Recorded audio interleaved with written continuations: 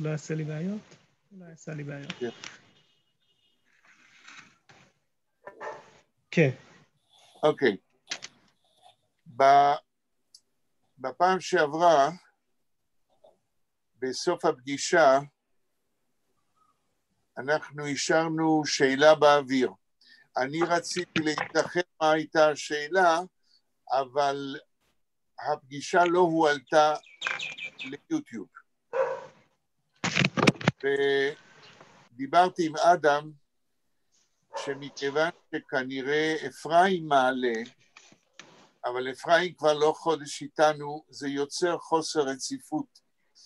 אז אנחנו ננסה לבקש, אני אנסה לבקש מאפרים שיעביר לאדם את הקוד, כדי שאחרי כל פגישה נוכל להעלות את זה, ולא ייווצר איזשהו נתק.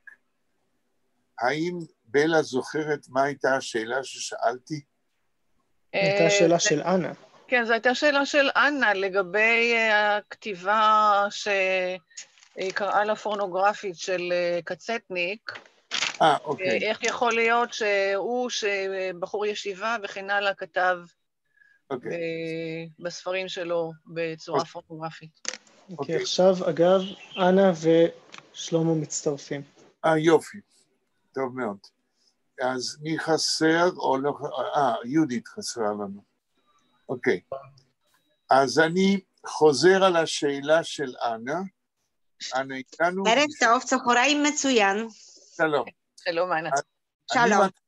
אני מתחיל וחוזר על השאלה של אנה בסוף הפגישה הקודמת. אנה שאלה, איך זה שאם יחיאל פיינר היה בן תורה ובחור ישיבה, איך זה שבזמן השואה הוא חתם תחת השם קצטניק וכתב ספר פורנוגרפי בית הבובות. כאשר אנה שאלה את השאלה הזאת, אני הוקייתי בתדהמה, בהלם. למה?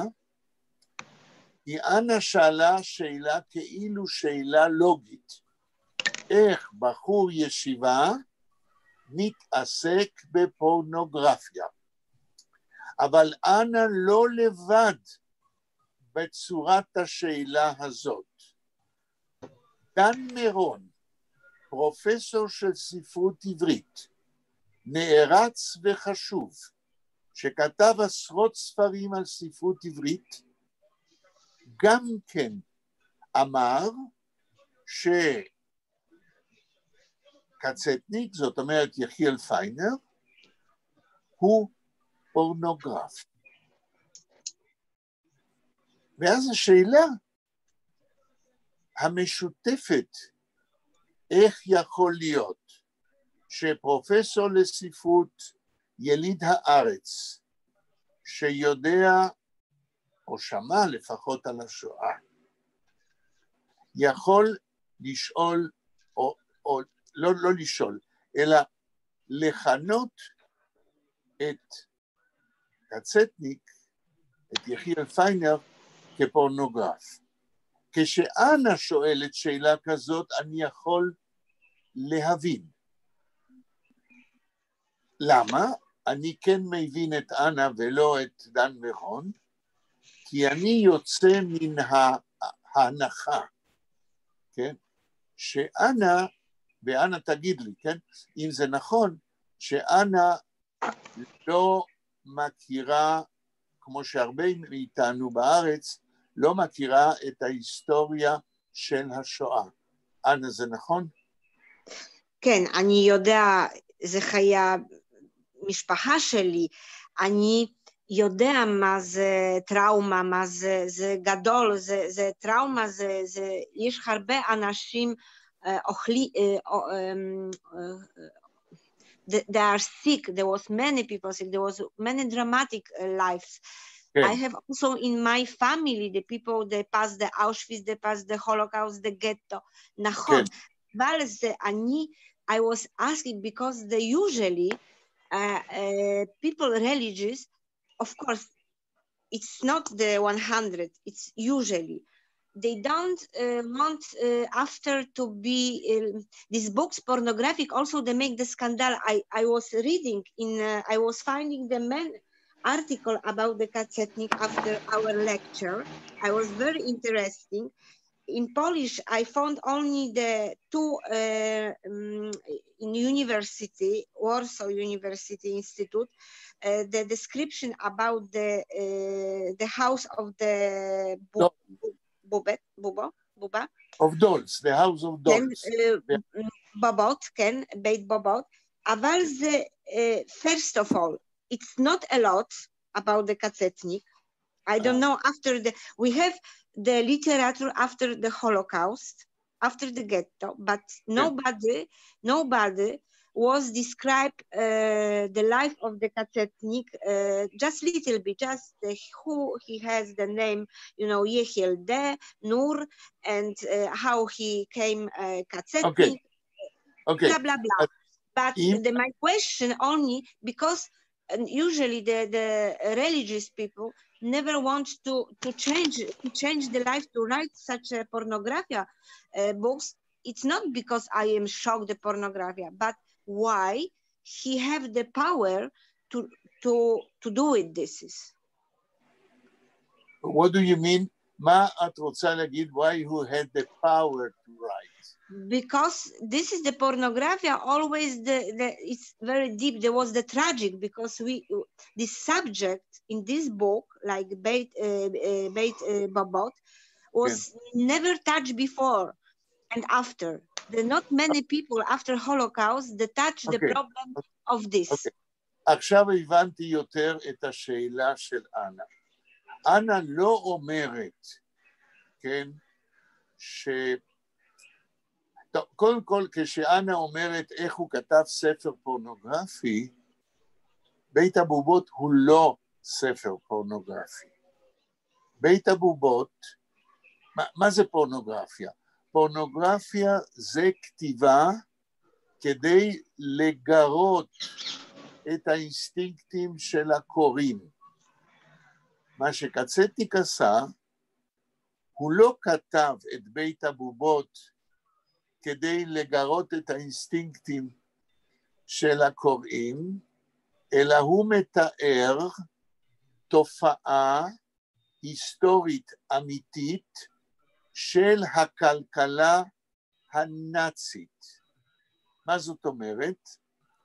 הנאצים, כמו הרומאים בימי רומא, ברגע שכבשו ארץ מסוימת, גם הנאצים וגם הרומאים, בימי הרומאים, הדבר הראשון שהרומאים עשו, הם לקחו את הנשים של הארץ שאותה הם כבשו, כולל ארץ ישראל בימי הרומאים, ושמו אותם בבית זונות. הגרמנים עשו מזה ביזנס.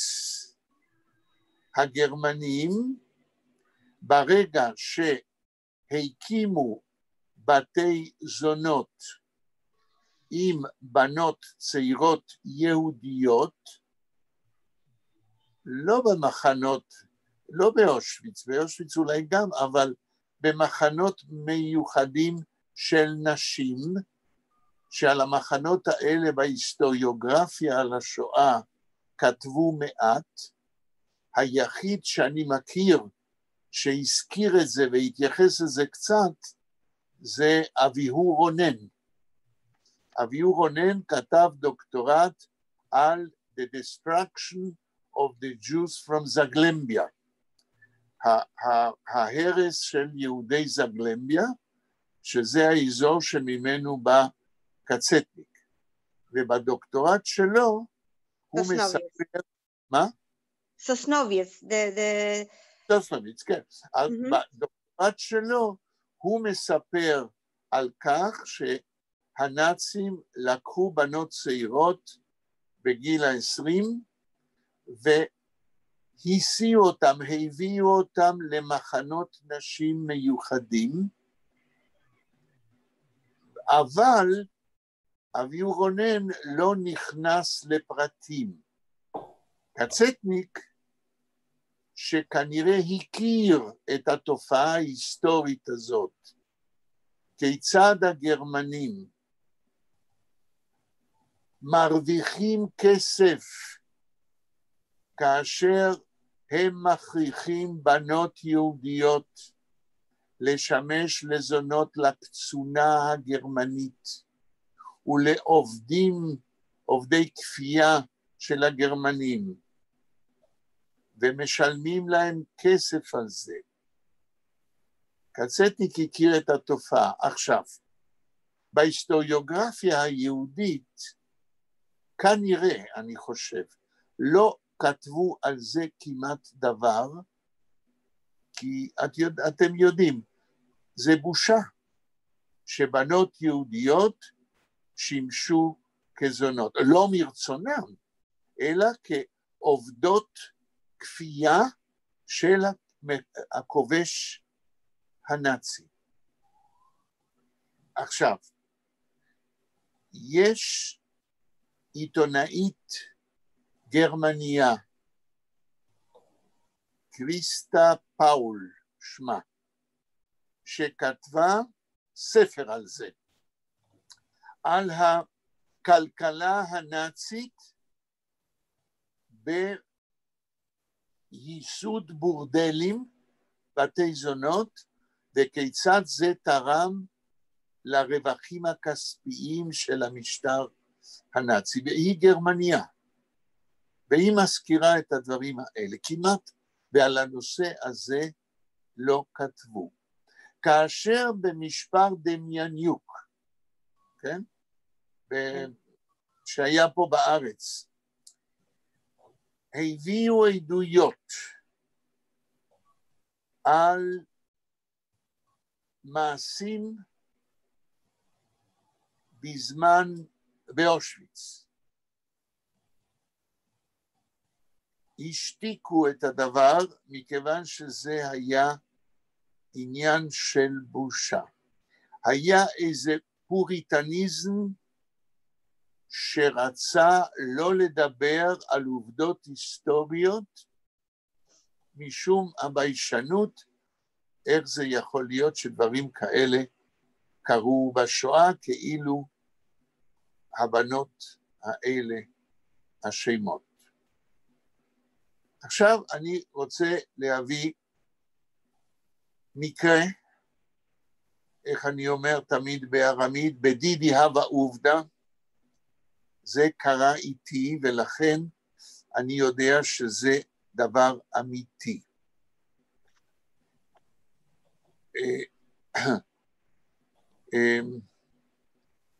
מי שהיה ספרן בקריית אתא הרבה שנים,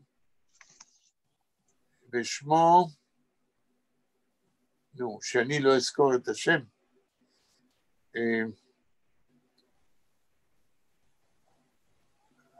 אני מזכיר את השם 10 פעמים בשבוע, כן?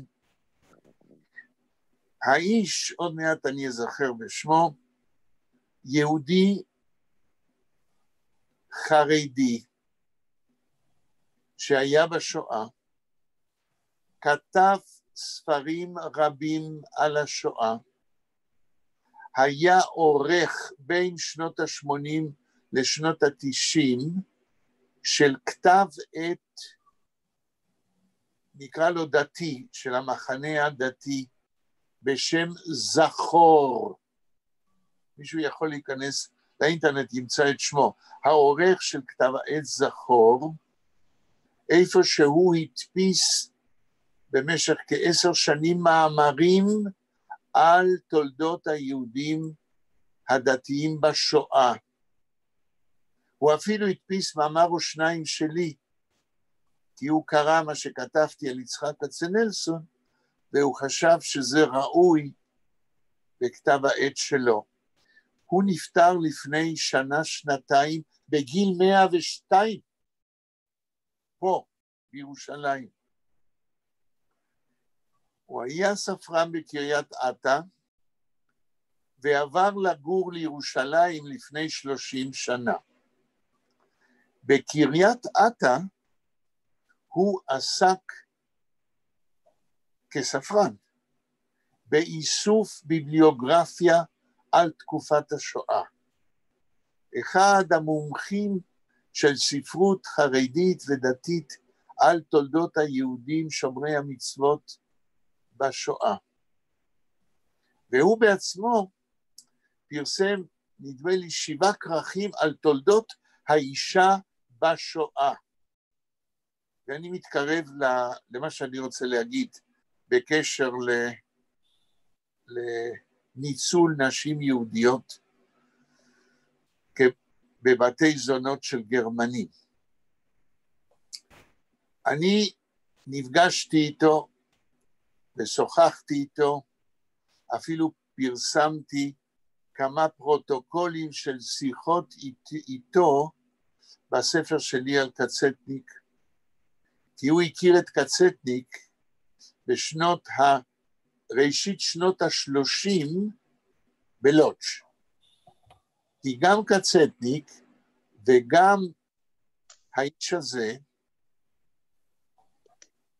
עוד מעט אני בטוח שזכר בשמו, היו חברים באגודת ישראל בלודג'.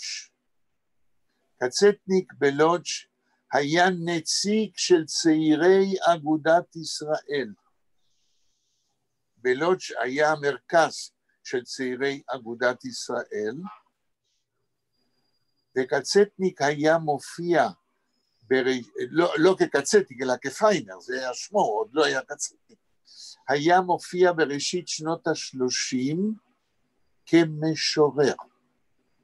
היה מופיע בפני צעירי אגודת ישראל וקורא את שיריו ביידיש. כי בראשית שנות ה-30 הוא כבר היה אחרי ישיבת חכמי לובלין, הוא כבר עזב את הישיבה, המשיך להיות עם זקן, שומר מצוות, אבל התחיל להתמסר לכתיבת שירים.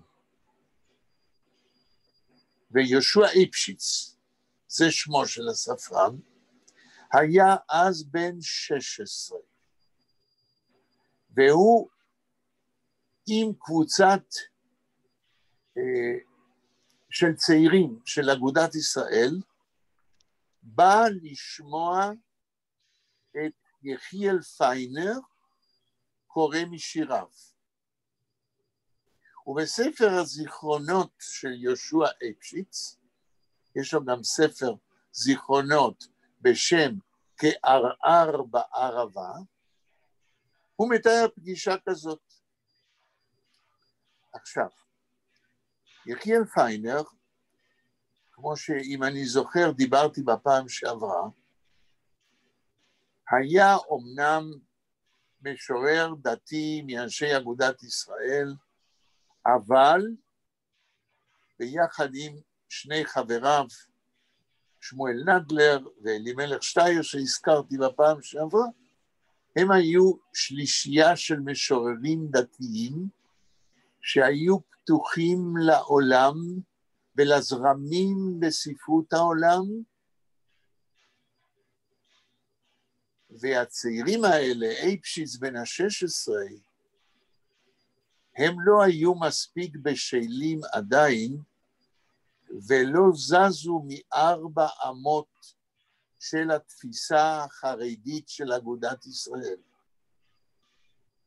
וכשאיפשיץ עם החבורה שלו יושבים ושומעים את יחיאל פיינר, קורא טריולטים, שזוהי צורה שירית מהספרות הצרפתית.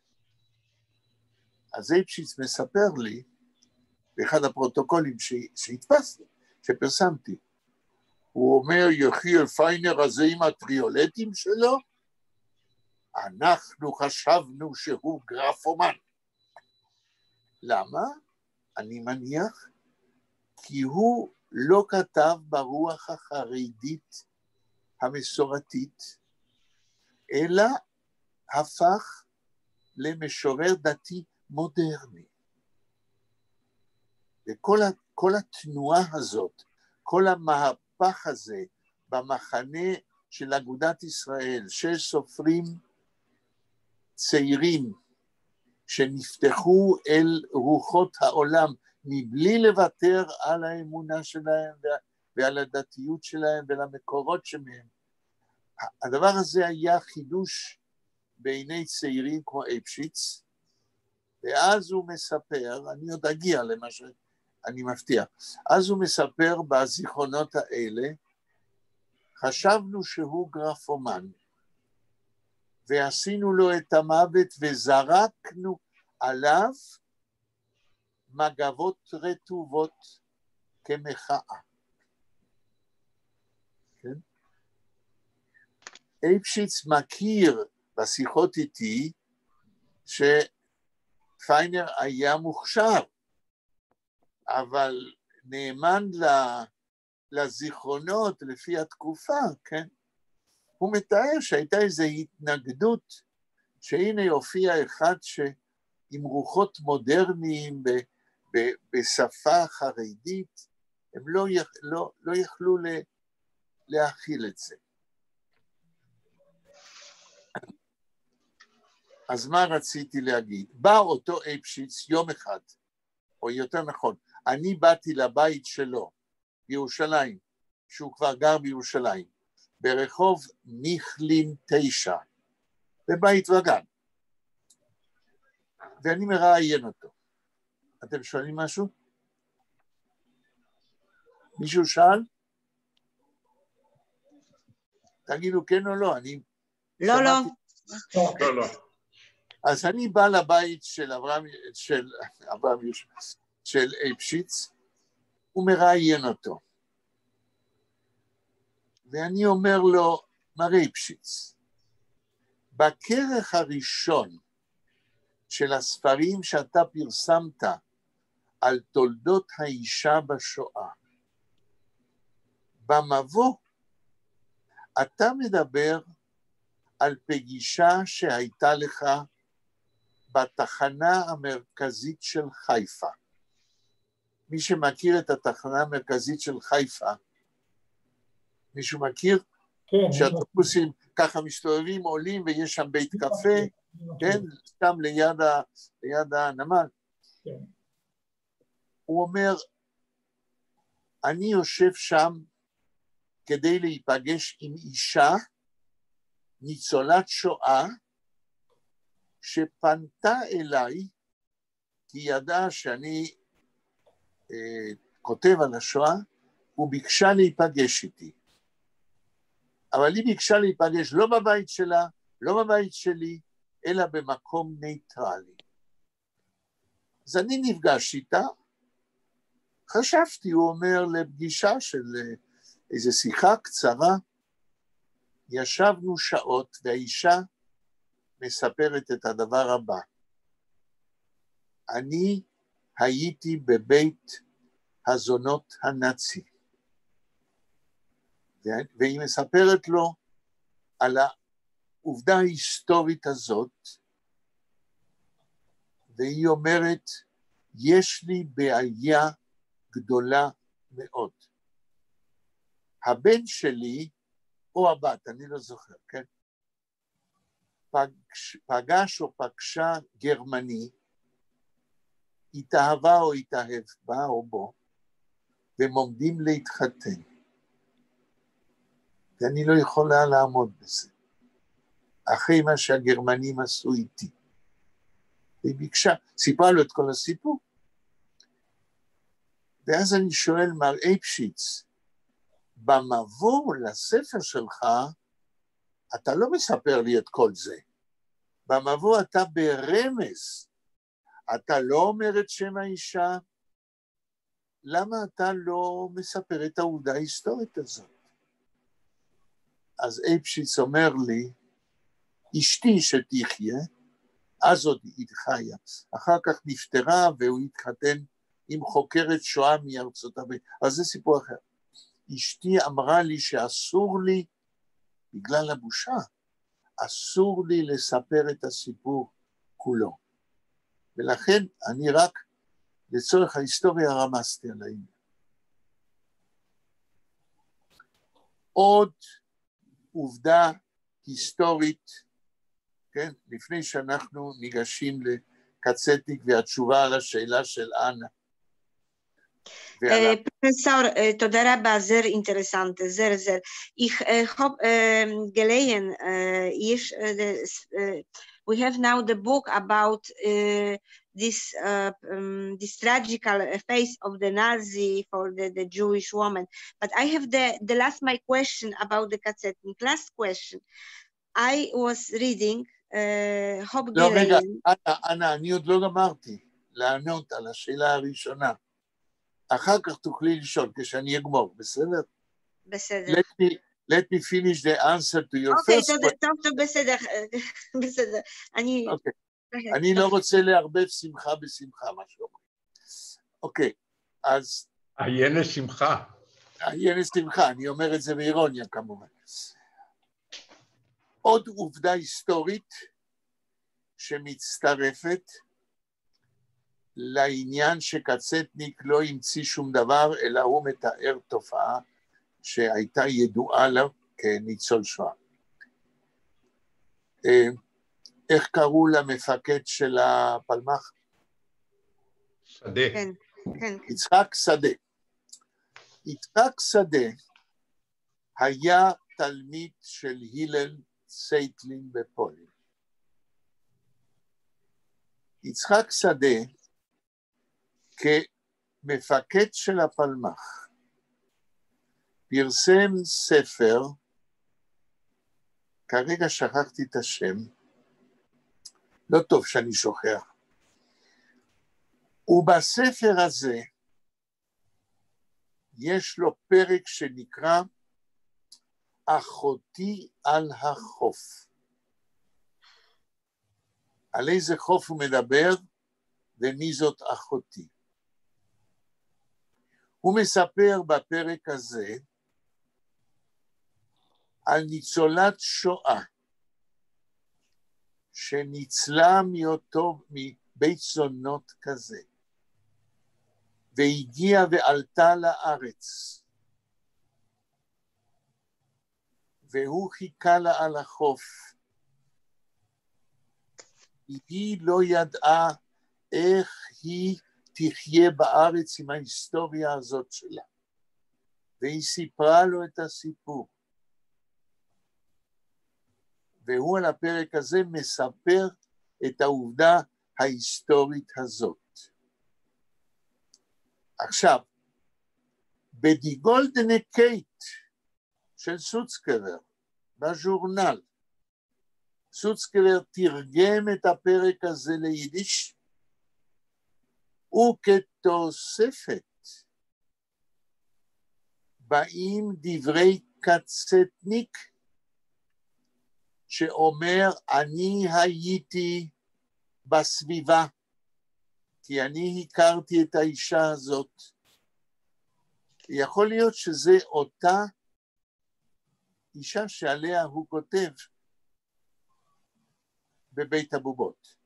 כי בבית הבובות מסופר על שתי נשים שהיו בבית הזונות. אחת הוא קורא לה דניאלה, שקצטניק טוען שזו הייתה, הוא קורא לה אחותי, אבל כנראה במובן של בחורה יהודייה שהוא הכיר, לא אחותו ממש. אני חקרתי את העניין לא הייתה לו אחות בשם דניאלה, אבל השנייה, שמה קראו לה פלה, ובבית הבובות, קצטניק נותן את המספר שנחרט על היד השמאלית שלהן, מספר עוקב. הם היו שתי חברות. וכנראה שזו אותה אפלה שעלתה ארצה, כן? ואולי ממנה קצטניק שמע את הסיפור, ועל בסיס מה שהיא סיפרה לו, היא כתבה, או על חלק ממה שהיא סיפרה, הוא כתב את בית הבובות. כמו שאתם מבינים, העניינים האלה הם קצת סודיים, לא מדברים עליהם בגלוי, לא מפרסמים את העובדות ההיסטוריות עם שמות וכולי. ולכן התשובה שלי לאנה לשאלה שלה, ואני מתקן את השאלה איך שהבנתי היום מה שאנה הסבירה, איך היה לבחור ישיבה כקצטניק כוח לספר על עובדה היסטורית כזאת, התשובה היא פשוטה. קצטניק בימי השואה, יחיאל פיינר בימי השואה, כבר לא היה בחור ישיבה, הוא עדיין שמר על יהדותו ועל היחס שלו לתורה שלמד וכולי, אבל הוא היה יהודי מודרני, שהבין מה מקומו לא רק כיהודי אלא גם כאדם בעולם. ואפילו כבר ב-1931 הוא פרסם ספר שירים בשם 22 וחתם יחיאל פיינר. דיברנו בפעם שעברה על ספר השירים? לא. לא. אין לא לי הזכרת אותו. הזכרתי. אז עכשיו אני רוצה להגיד משהו יותר מעמיק, שיסביר לאנה ולכולכם איפה יחיאל פיינר היה כבר ב-1931 כשיצא הספר, בערך באפריל. כן? בערך באפריל. ובאוקטובר 32, זה התגלה לה רק לפני 3 ימים. קולגה שלי, מוניק דהן, דוקטור מוניק דהן, שהזכרתי אותה בפעם שעברה, נדדה שנתה להבדיל כמו אצל אחשוורוש, לא ישנה בלילה וחיטטה באינטרנט, והיא מצאה עוד 4 שירים ביידיש של יחיאל פיינר, שאף אחד לא יודע עליהם, אני לא ידעתי, היא לא ידעה, והשיר, נדמה לי שזה היה באוקטובר 32, אחרי פרסום צבי וצנציק, השיר נקרא פוטוריזם. אתם יודעים מה זה אומר? זה אומר, מה? עתידנות? לא, זו תנועה ספרותית אומנותית שהתקיימה באיטליה לדעתי, או ברוסיה. נכון. פוטוריזם זוהי תנועה בספרות מודרניסטית, מיסודו של מרינטי באיטליה ב-1909, שאפילו אהרון צייטלין בשנות ה-30 כתב שירים ברוח הזאת. אני לא אכנס יותר מדי, אבל כבר במבוא לצבי וצנציק, בספר שהופיע ב-31, כותב יחיאל פיינר מבוא ברוח האקספרסיוניזם של ספרות יידיש סוף שנות ה-20 ושנות ה-30. והוא מזכיר כבר בסוף המבוא הזה גם את הפוטוריזם וגם את האימג'יזם, עוד אחת התנועות המודרניסטיות בשירת העולם. לכן כשאני מנסה לענות לאנה, אני אומר, יחיאל פיינר בראשית שנות ה-30, ביחד עם שני חבריו המשתובבים, הדתיים. מחוץ כבר לישיבת חכמי לובלין, הוא כבר היה יהודי מודרני שומר מצוות, שלא זנח את תורתו, אבל הרגיש שהתקופה דורשת תגובה בכלים אחרים, לא מסורתיים של השירה המסורתית, כי עכשיו אני באמצע תרגום השיר הזה פוטוריזם, כן? ואיך אני מתרגם? הרי אתם יודעים שאני לא רואה. אז קולגה שלי, דוקטור מוניק דהן, שלמדה לקרוא יידיש איתי, קוראת לי שורה שורה, אני מתרגם והיא רושמת. קראנו עד עכשיו, נדמה לי 7 בתים מתוך כ-22, ואני כבר יכול להגיד את ההתחלה. אומר שם בין ה-23, יחיאל פיינר, כן?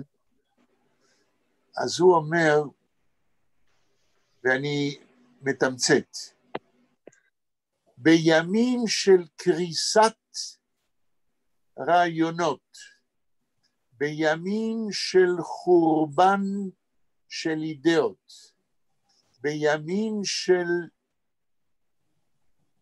נקרא לזה, לא, הוא משתמש במילה, בימי אפוקליפסה, בימים שהכל נחרב, כמו בלידה, והוא משתמש כמו, הוא לא אומר את המילה יולדת, אבל הוא משתמש כמו מי שיושב על הברוכשטול. ברוכשטול, יש במשנה יולדת, היושבת ויולדת על המשבר או משבר, שזה כיסא איפה שכנראה היו מושיבים את היולדת כילדת. מתוך המשבר או המשבר נולדת, אומר פיינר, תרבות חדשה. זה המודרניזם הדתי שלו. אז בתשובה לאנה, כבר ב-31, פיינר היה סופר דתי מודרניסטי, שזה כאילו דבר שסותר את עצמו, אבל מכיוון שלא חקרו עד היום את השירה של אנשי אגודת ישראל הצעירים, שהבינו שהם צריכים לכתוב שירה דתית מודרנית, כמו שיש במודרניזם בספרות יידיש, באקספרסיוניזם ביידיש החילוני, לא חקרו מספיק את התופעה הזאת. היחיד שהזכיר את זה ב4 עמודים בדוקטורט שלו זה היה נתי כהן. ובספר אז הוסיף 6 עמודים. אבל זוהי תופעה מאוד רחבה, ופיינר הוא אחד מהראשונים. עכשיו, זו התשובה שלי לאנה. מכיוון שפיינר כבר אז היה סופר מודרני, אם כי שומר מצוות, אז הוא לא בוחל לכתוב על תופעות שאולי הם בושה לעם היהודי, אבל הם עובדה היסטורית שאסור להתעלם ממנה, מפני שזאת המציאות, ואיתה צריך להתמודד. אנה, רצית לשאול עוד שאלה? כן, סליחה, אבל זה אין, I don't have no one who will explain me like you, professor, so I have the last about the Kazetnik. When I was reading the Eichmann process, there was Hannah Aredin, Ken? Ared. Why she was not against the Kazetnik, but her behavior was strange for me. Why she criticized the Her Katsetnik? behave was what? Her It behave was was... shocking me. She was criticized the נכון. Katsetnik. Why? נכון. טוב, אנה שואלת היום ואתמול ובפעם הקודמת על השאלות הנכונות.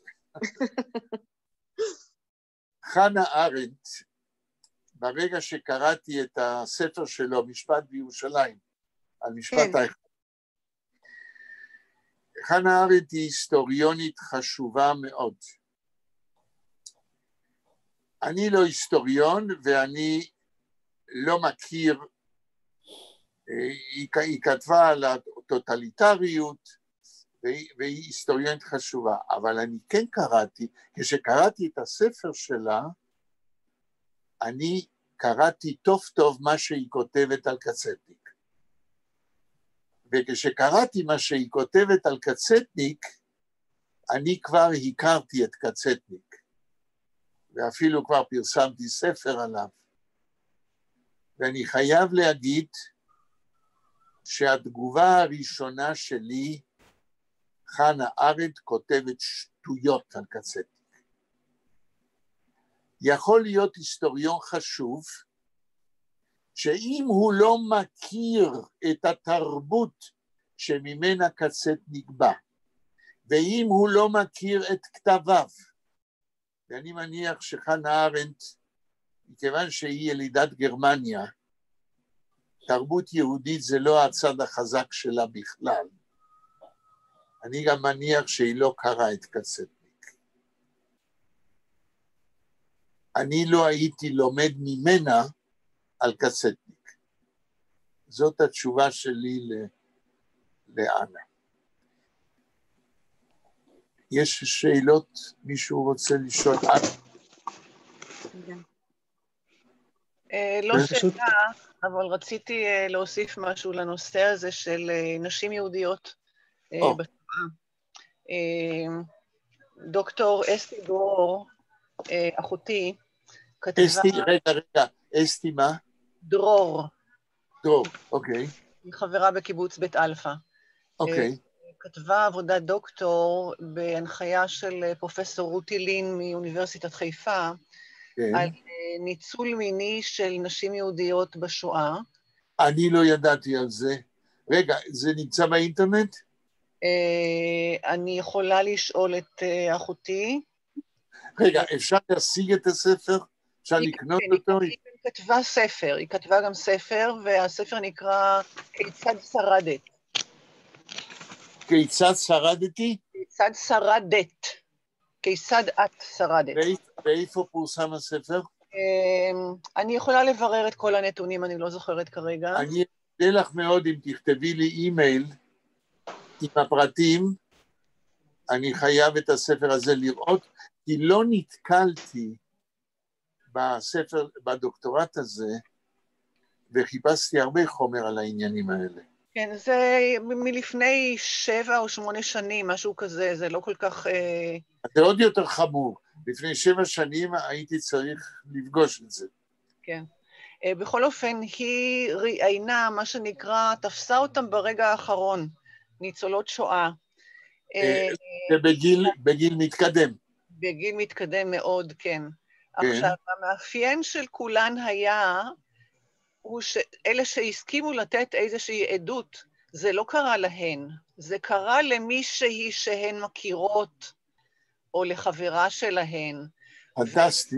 כן, חלק גדול מהעבודה הזאת של הדוקטורט, כבר יצא מהעדויות עצמן, ועבר לעניין של מה זה אומר, הבושה הקולקטיבית הזאת, שאתה הזכרת אותה קודם.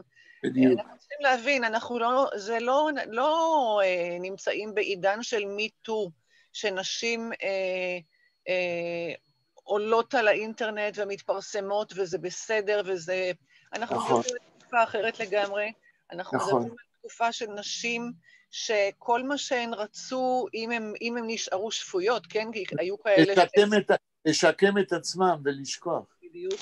ויש נשים שלא סיפרו למשפחות שלהם, שלא לדבר על בני הזוג, ילדים, והיו כאלה שהפעם הראשונה שהן דיברו, זה היה בפני אחותי, יש לה כמה עשרות של עדויות כאלה שבעבודת הדוקטור וגם בספר היא מצטטת, ממש מצטטת סיפורים שסיפרו לה. איפה פורסם הספר? את לא זוכרת איזו הוצאה? אני אברר אצל אחותי ואני אשלח לך את כל הפרטים. האם ידוע לך מאחותך, כן. האם אנשים קוראים את הספר, האם הוא נמכר, האם זה עשה איזה אפקט בשוק? לא מאוד גדול. קנו, אבל זה לא עשה איזה הד ציבורי גדול. היה לזה מישהו כתב בעיתונות ביקורת, בטלוויזיה, אף אחד לא התייחס? הזמינו אותה כמה פעמים לרעיונות. באיזה מסגרת? עיתונות, טלוויזיה, מה? רדיו, מה? יש איזו פינה ברדיו, אני לא זוכרת איך קוראים לה, היא הייתה מביאה פינות ביום שישי אחרי הצהריים, שכחתי כרגע את שמה. אני יכולה לברר אצל אחותי, וכמו שאתם יודעים, הזיכרון שלי לא משהו, אז גם לא זוכרת יותר. תשמעי, אולי הזיכרון שלך לא משהו, אבל הסברת עכשיו את התופעה הרבה יותר ממה שאני הצלחתי היום, וזה מאוד חשוב מה שאמרת, ואיך שאמרת את זה, וזה מוקלט, ואני מבטיח לך שנשתמש בזה. אוקיי. וגם בדוקטורט של אחותך. אני בטוחה שהיא תשמח. כן, ללא ספק. איפה נשתמש בזה?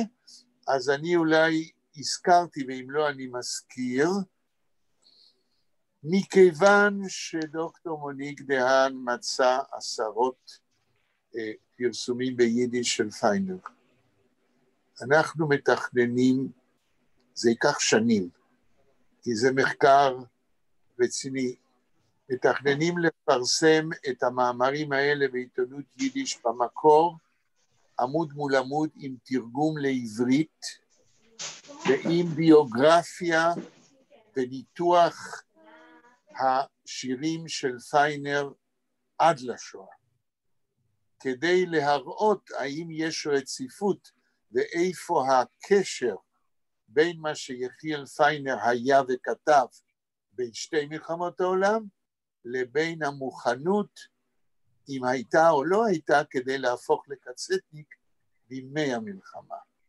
אי אפשר לגמור להבין את קצטניק, אם אנחנו לא מעמידים מחקר ראוי על יחיאל פיינר חייו ויצירתו עד לשואה. עכשיו אני רק אוסיף עוד משהו. אדם, כמה זמן יש לנו? 12 דקות.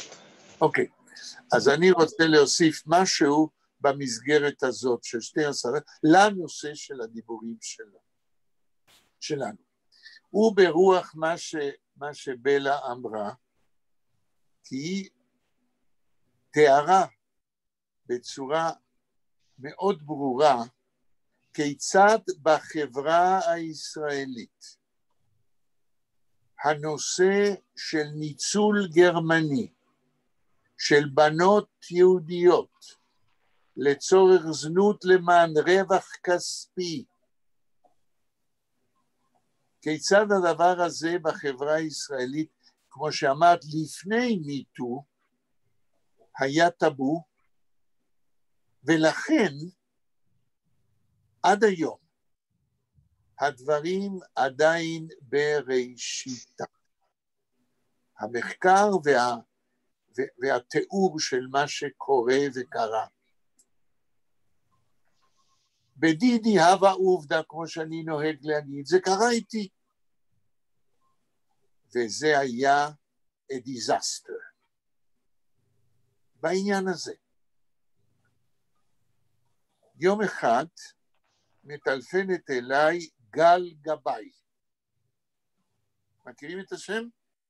כן, עיתונאית. כן, עיתונאית מהטלוויזיה החינוכית, שמתמחה בחשיפת פרשות עלומות ולא כל כך חלקות בכל מיני תחומים. והיא אומרת לי, אני לא יודע מה היא אמרה לי בדיוק, אבל ברוח הזאת, אני יודעת שאתה כותב או כתבת על קצטניק ועל בית הבובות, ואני רוצה לעשות תוכנית, כן? לתוכנית היה שם ידוע, שוב, האלצהיימר הזוכר שלי לרגע השכיח לי את השם של התוכנית, אם אני אזכר טוב ואם לא, אז אתם תסלחו לי.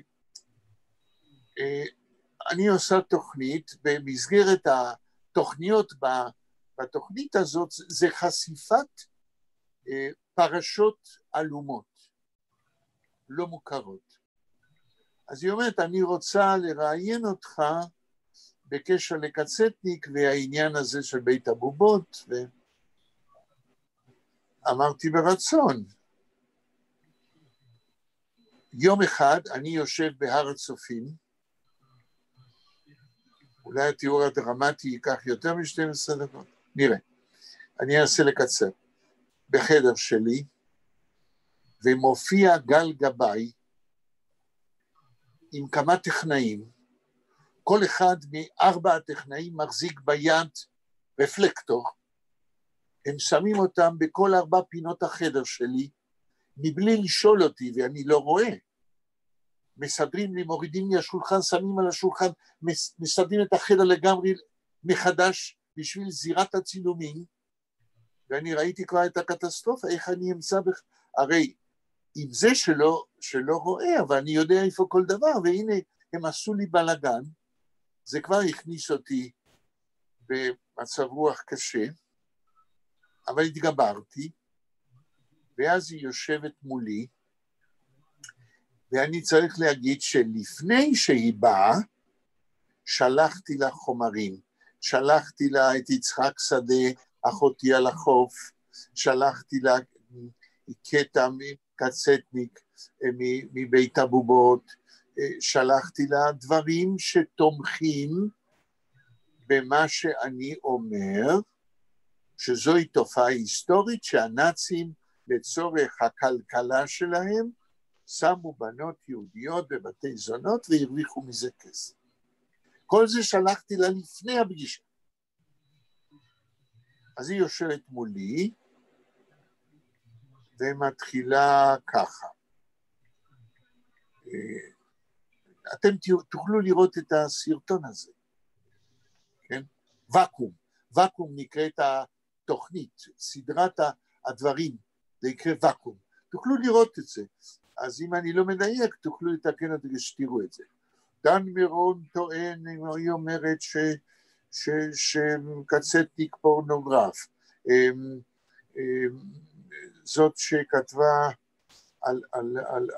על טרזינשטט, העיתונאית, שוב, האלצהיימר הזוחל, רות בונדי, כן, אומרת שלא היה דבר כזה כמו ניצול מיני של בנות יהודיות, חוקרת אחרת מיד ושם טוענת שלא היה ולא נברא, גדעון גרייף שכיום הוא אוטוריטה בענייני השואה, מראיינים אותו בטלוויזיה וברדיו, הוא כתב ספר מאוד חשוב על הזונדרקומנדו, כן? אותם יהודים שהנאצים באושוויץ אילצו אותם ללוות את היהודים למשרפות, ואחרי שהפכו לגופות להוציא להם את השיניים ואת השערות ולהכניס אותם למשרפות, והוא ראיין המעטים ספר חשוב מאוד.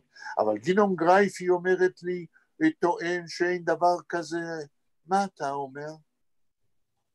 זה אחרי שנתתי לה חומרים, עד כמה שאני זוכר, היא לא הזכירה אותם.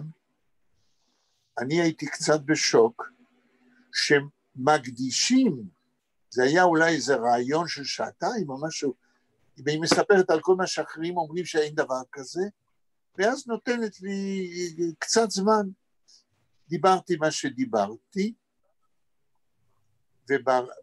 ובתוכנית של וקום, היא שמה נדמה לי, אולי משפט שלי, זה לא נכון, זה הכל.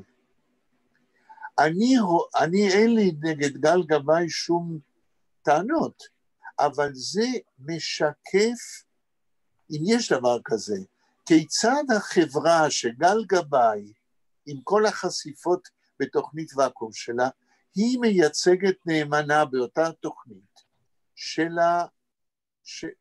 של הטאבו, שלא לדבר על דברים כאלה. כן. אדם, מה השעה? סליחה, רציתי משהו להגיד. כן. סליחה, המחותנת שלי, פרופסור אסתר הרצוג, כתבה גם כן ספר על נשים בשואה. רגע, אני רוצה לשמוע את השם. פרופסור, איזה שם? אסתר הרצוג. אסתר הרצוג. היא פרופסור לאנתרופולוגיה. היא כתבה ספר על נשים בשואה, ואני יודע שהספר גם תורגם לאנגלית. אני לא קראתי אותו, ואני לא יודע על מה מדובר. אתה יכול לשאול אותה על הנושא הזה? בוודאי שאני יכול. יש בספר, מה? אני אשאל אותה ואני אמסור לך בפעם הבאה פרטים. ויש לי בקשה, תשלח לי באימייל את שם הספר, ואיפה אפשר להשיג אותה. בסדר גמור.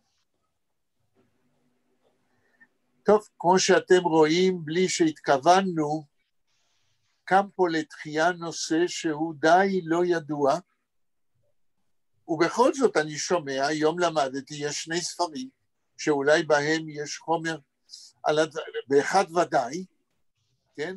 וחייבים לאסוף את הביבליוגרפיה, ואני מבטיח שבספר הבא שאני כותב עם מוניק דהן, מכיוון שזה קשור לקצטניק, וקצטניק הוא הראשון שנגע בזה, אנחנו נכניס לביבליוגרפיה ונתייחס לספרים האלה במידה ויש בהם חומר לנושא.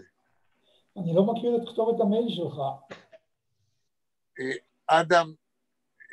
לא, יש לי את המייל של אדם, זה אותו. תשלח לאדם והוא ישלח לי או משהו כזה.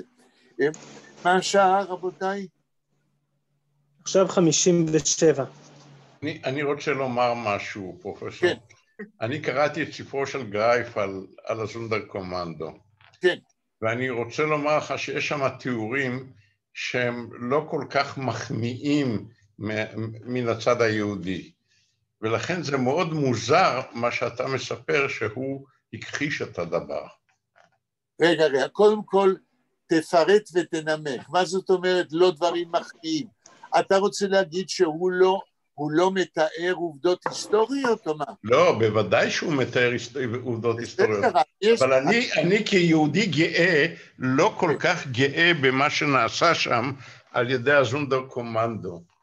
כן. וזאת אומרת, זה נראה שהאיש חשף הכל. ההתנהגות של הזונדרקומנדו הזאת נחשפה בספר הזה לחלוטין.